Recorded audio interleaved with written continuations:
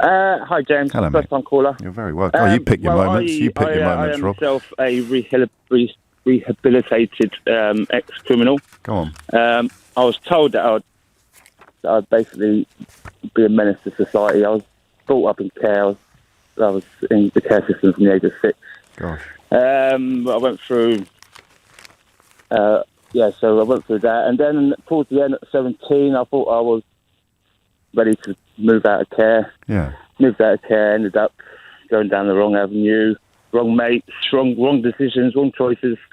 Ended up on drugs, on the street, homeless, thieving, robbing, anything I could. What was? This is going to sound a bit irresponsible, but I think we're both grown-ups. What was the worst thing you did, Rob?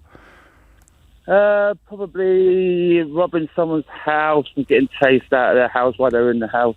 Okay. While they were chasing me with a sword, I guess, and trying to keep me in the house.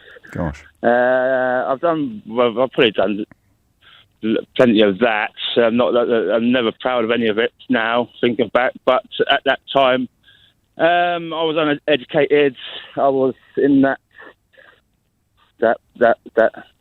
quadroom, if you want to say, and I didn't know how to get out. I was never going to get out of it on my own. I didn't have no family back in, no true friends that was going to help me. Yeah. So I was inevitably going to end up in jail, which is where I ended up. And luckily, I was only a while away then. I ended up at Portland. They had a good rehabilitation wing there. When was this, roughly? This was 2000. I was released. Okay. So a while back, but they had a good. They seem to have a lot of places because I was invited to go to that wing when I was in Rochester. Right. They come to me and said, "Look, we've got this. Look, you told us that you want to be rehabilitated." How old were you, Rob? I was 17, 18, I think.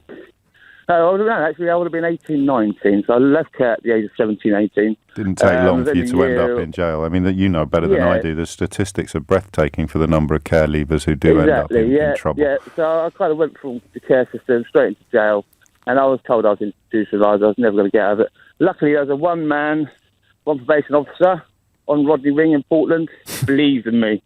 He looked at me and said, "Rob, if you want to go down this road, we're going to go down this road. Put every faith, every ounce of trust in me." I had a probation officer come from Bournemouth to visit me. She refused me the first time. Yeah. He made her come again. They sat down. We done a play in the prison, Oliver Twist, and they see that I was willing to put my good foot forward. How do you think they knew? Because you could, if you were a good actor. You could have fooled them, couldn't you? I just wonder, and I've got two questions for you, and we're going to take as much time as you need. I would have been fooling myself. You say again? I would have been fooling myself as well as everyone else. Fair enough. Yeah. And how old, the officer who took an interest in you, how old was he? How long had he been in the job? Mr. Parker, he had been in there not a long time. Apparently he had done a bit of work in TV and really a light. Yes, he had, and that's why he was doing the production with Oliver. Okay, he had done a lot of that, and he changed your life. He did. He helped me out. Sorry,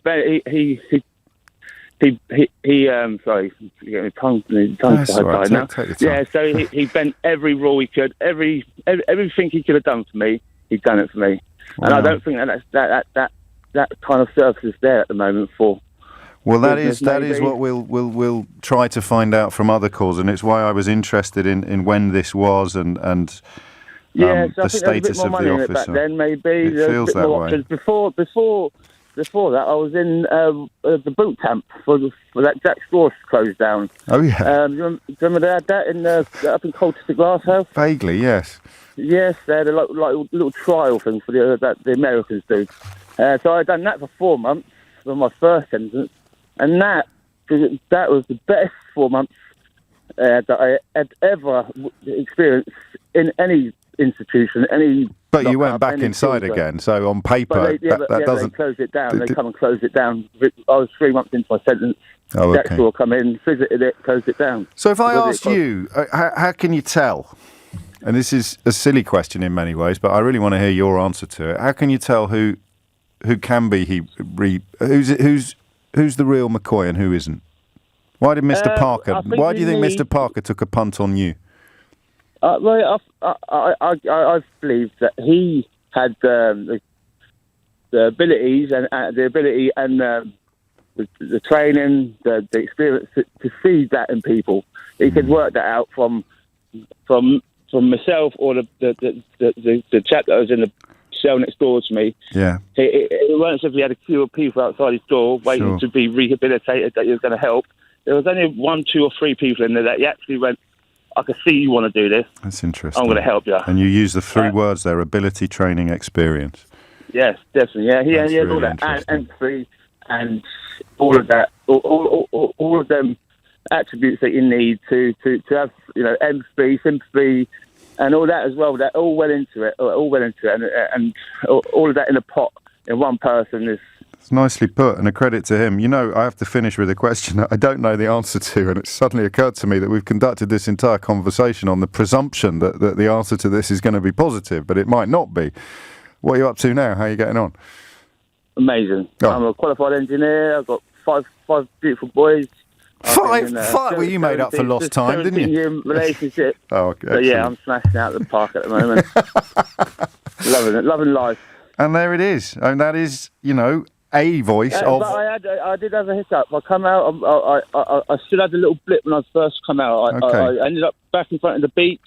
The judge took one look at me and said, Mr. Jackson, why are you back here? It was all to do with driving offences. Yes. And he then gave me another chance. He said, go and get your licence. I'm going to do it. And when I got my licence, come back, he literally said, what, you're an idiot. Why didn't you do that ages ago? And he was another judge that gave me that little opportunity, that little, he sees where I've come, see where I've got to, see what I could have went all the way backwards, but he didn't. He gave me that little opportunity again to go out and redeem myself. I went back, I paid the court fees, court costs, he let me go. And I'm indebted to that man as well. And I'll never forget that. And you haven't looked back. That's a really honest call, Rob, and I'm really grateful to you for it. And I will take away 5 words now, because you added to it: ability, training, experience, empathy, sympathy. In the prison service, in the probation service, and then in the courtroom as well. But I don't know. Is it lazy? Is it irresponsible to suggest that you cut funding of all of these services and then you cut quality? Seems straightforward to me, but I make it clear from the start. I've never worked in any of these sectors, or indeed been on the receiving end of them, like our new friend Rob. Rob, take care, mate.